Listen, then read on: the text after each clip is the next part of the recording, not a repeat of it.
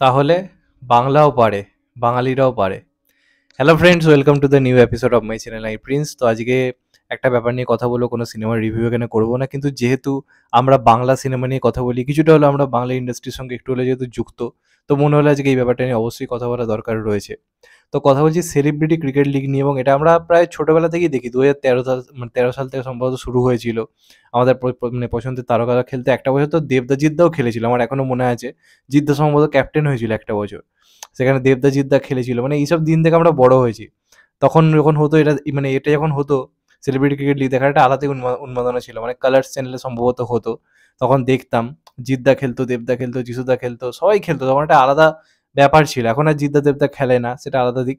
কিন্তু যিশুদা এত বছর ধরে খেলে আসছে, এবং যিশুদার স্বপ্ন ছিল বরাবরই বাংলা সিনেমাকে, তো সে একটা অন্য উচ্চতায় নিয়ে গেছে।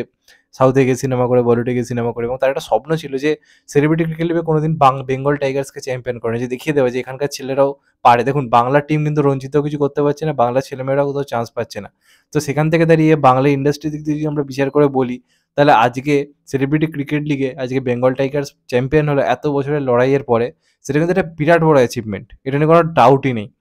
সত্যি কথা বলতে গেলে এত বছর ধরে সিসিএল দেখছি, আমি প্রচুর পরিমাণে দেখি তা নয়, ক্রিকেট খেলা দেখি, কিন্তু সিসিএল সত্যি কথা আমার ইন্টারেস্ট চলে গেছিলো।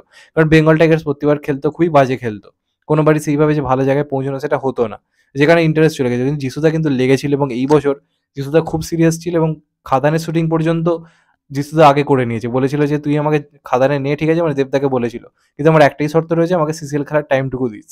যে কারণে যিশুদা দেখবে কোয়ার্টার ফাইনাল, মানে যে সেমিফাইনাল জিতে রীতিমতো কাঁদছিল, এবং আজকেও রীতিমতো সে কাঁদছে। কারণ যিশুদার কিন্তু একটা বড় বড় একটা স্বপ্ন ছিল, সেটা কিন্তু কোথাও গিয়ে পূরণ হলো। যারা সিসিএল দেখছে এত বছর ধরে, তারা এটা খুব ভালো করে জানে যে যিশুদা কত আবেগপ্রবণ এই, মানে টিমটাকে নিয়ে, সেটা একটা ব্যাপার। তো এবার আমি যদি ম্যাচটার কথা আসি, ম্যাচটা দারুণ হয়েছে, এবং যে টিমটাকে হারিয়েছে কন্নড়ের টিমটা, কর্ণাটক যে টিম, কিচ্ছা সুদীপ ক্যাপ্টেন, তো সেই টিম কিন্তু অলরেডি দুবার চ্যাম্পিয়ন হওয়া টিম, এবং তাই টিম যথেষ্ট ভালো। এই বছর one of the best team ধরা হচ্ছিল। সেই টিমকে হারার, এবং কোনোবার বেঙ্গল টাইগার্স এত ভালো খেলেনি, আমি তো যতদিন ধরে দেখছি কোনোদিন দেখিনি। এবং যারা যে কটা নাম এই মানে চ্যাম্পিয়ন হওয়ার ক্ষেত্রে রয়েছে, তার মধ্যে অবশ্যই প্রথমে নামটা করতে হবে জ্যামি ব্যানার্জির।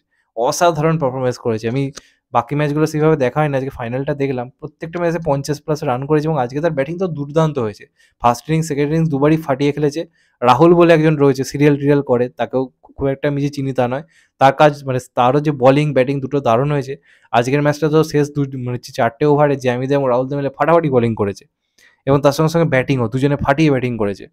তো এইরকম যে বাংলার ছেলেদের যে পাওয়ার দেখিয়ে দেওয়া, এটা কিন্তু সত্যি অ্যাচিভমেন্ট করার মতো, এবং এটা থেকে প্রমাণিত বাংলাও পারে। আজকে আমরা ক্রিকেটে করে দেখালাম, পরবর্তীকালে কিন্তু সিনেমার ক্ষেত্রেও করতে পারি। কারণ প্রত্যেকবার নয় মুম্বাই, নয় ব্যাঙ্গালোর, এই সমস্ত টিমগুলোই কিন্তু যেতে, অন্যান্য ইন্ডাস্ট্রিগুলোই যেতে। সেখানে দাঁড়িয়ে বাংলা ইন্ডাস্ট্রি যেভাবে রিপ্রেজেন্ট করলে আজকে নিজেদেরকে, আমাদের মনে হয় এটা প্রত্যেকেরই, ইন্ডাস্ট্রি প্রত্যেকেরই ব্যাপারটা কিন্তু সাপোর্ট করা উচিত। এটা কিন্তু কোনোভাবেই মানে ছোট করে দেখা যায় না। এত এত নাম করা সব অভিনেতা অভিনেত্রীদের মাঝে বাংলার মানে ছেলেমেয়েরা গিয়ে আজকে যারা সিরিয়াল টিরিয়াল করে, সিনেমার সঙ্গে যুক্ত, তারা গিয়ে কোথাও গিয়ে যিশুদার স্বপ্নটা পূরণ করলো, এটাকে সত্যি কথা বলতে গেলে কিন্তু কংগ্রেচুলেশন অবশ্যই জানানো উচিত। যে কারণে এই ভিডিওটা করছি।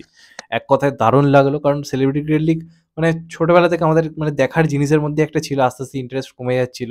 এই বছরের জয়টা আমি জানি এটুকু সে পরের বছর দেখার জন্য কোথাও গিয়ে এক্সাইট করবে। এবং বনি ফনি সবাই তো খেলেছে এই বছর, সৌরভ দাস ছিল, সৌরভ দাস তো দারুণ কিপিং করেছে। আজকে তাও একটু এদিক ওদিক হয়েছে, তবে ম্যাচটা খুব ভালো হয়েছে। এটা ফাইনাল ম্যাচ যেমন হওয়া উচিত তেমনই হয়েছে, এবং যিশুদার জন্য খুব ভালো লাগে। সে যেভাবে আবেগপ্রবণ হলো, ওটা কোথাও গিয়ে আমরাও ফিল করতে পারছিলাম। মানে প্রচণ্ড পরিমাণে যে এক্সাইটমেন্ট নিয়ে যে আমরা সিসিএল দেখি তা না, কিন্তু ফাইনালটা একটা এক্সাইটমেন্ট তৈরি করে দিয়েছিল যে হ্যাঁ আজকে যেন জেতে। তো সেরকম একটা জায়গায় একটা হাড্ডাহাড্ডি ম্যাচ হয়েছে, ভাল লাগলো দেখে, এবং মনে হলো এটা নিয়ে কথা বলা দরকার। যে কারণে বললাম, অনেক রাত্রি হয়ে গেছে তাও বললাম। তোমাদের এটা নিয়ে কি মতামত অবশ্যই কমেন্ট করে জানিও। চ্যানেলটা নতুন হলে চ্যানেলটাকে সাবস্ক্রাইব করে দিও, and get the bell icon. ভালো থেকো সবাই, টেক কেয়ার, নমস্কার, আবার দেখা হবে।